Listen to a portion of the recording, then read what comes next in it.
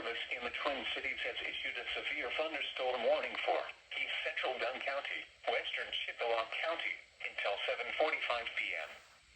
At 7:19 p.m., severe thunderstorms were located along a line extending from 5 miles south of Wheeler to near Bloomer, moving east at 35 miles per hour. Expected hazards include 60-mile-per-hour wind gusts and half-dollar-size hail. This is a radar-indicated threat. The following impacts are expected. Hail damage to vehicles is expected. Expect wind damage to roofs, siding, and trees.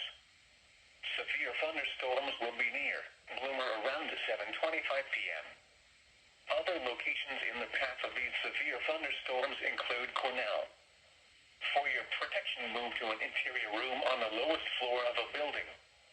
Repeating, a severe thunderstorm warning has been issued until 7:45 p.m. for the following counties in Wisconsin, Chippewa, and Dunn.